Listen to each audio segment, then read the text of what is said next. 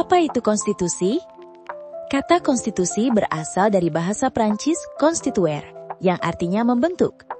Dalam bahasa Belanda disebut grondwet, artinya undang-undang dasar atau dasar dari segala hukum. Jadi, secara sederhana, konstitusi adalah aturan dasar yang menjadi pedoman dalam menjalankan sebuah negara. Menurut ahli hukum L.J. van Apeldoorn, konstitusi adalah hukum dasar negara yang terdiri dari dua bentuk. Tertulis disebut Undang-Undang Dasar atau UUD, tidak tertulis disebut konvensi, yaitu kebiasaan yang sudah menjadi aturan dalam praktik kenegaraan. Singkatnya, konstitusi sama dengan UUD tambah konvensi. Dua arti konstitusi. Arti sempit, konstitusi sama dengan Undang-Undang Dasar saja. Contoh, UUD 1945. Arti luas, konstitusi mencakup semua aturan dasar, baik yang tertulis maupun tidak tertulis. Jadi bukan cuma dokumen, tapi juga praktik dan kebiasaan dalam sistem pemerintahan. Jenis-jenis konstitusi. 1. Konstitusi tertulis, yaitu aturan dasar negara yang ditulis secara resmi dalam dokumen.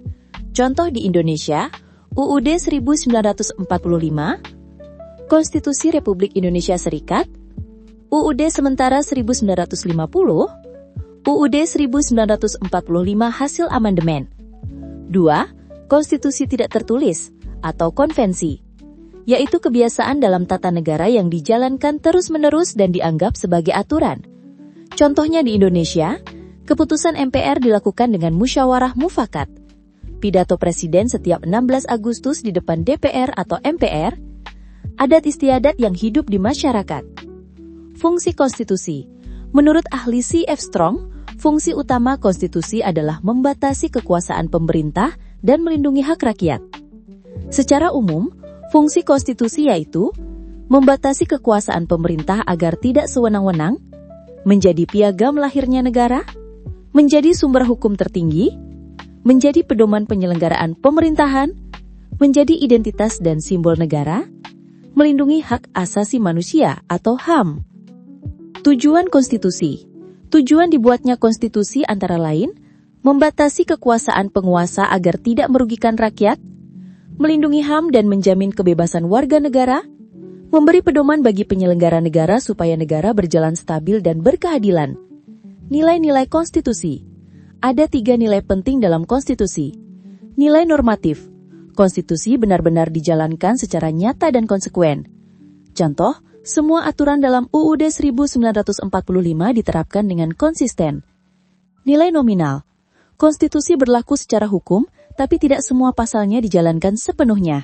Misalnya, ada aturan yang masih belum diterapkan di seluruh wilayah. Nilai semantik.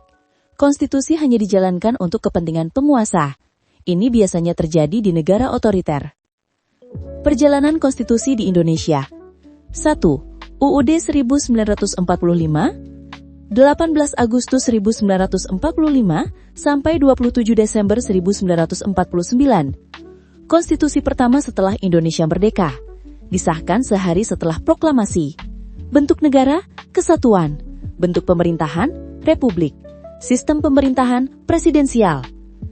Strukturnya, pembukaan, 4 alinea, batang tubuh 16 bab, 37 pasal, penjelasan umum dan khusus. 2. Perjalanan konstitusi di Indonesia. 1. UUD 1945, 18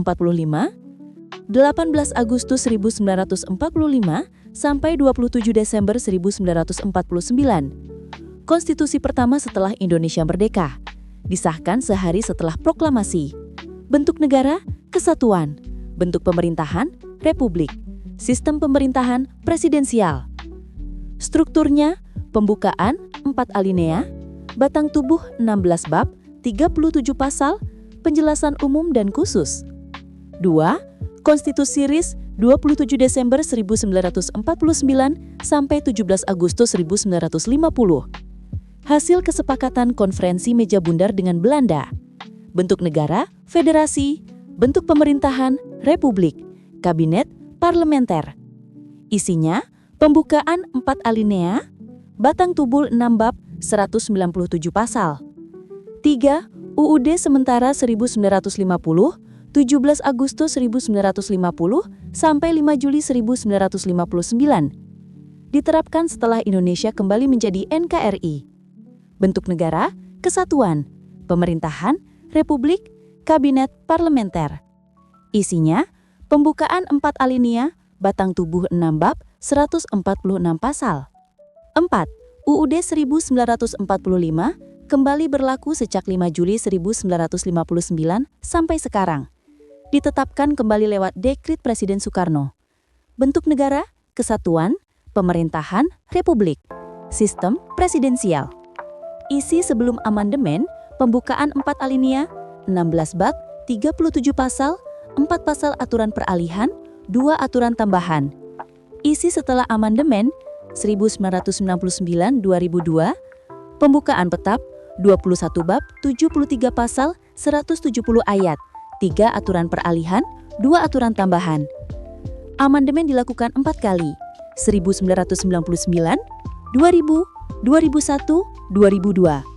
Perubahan ini menandai pergeseran dari sistem otoriter ke demokratis, ditandai dengan pemilu yang lebih terbuka dan pengakuan HAM yang lebih luas.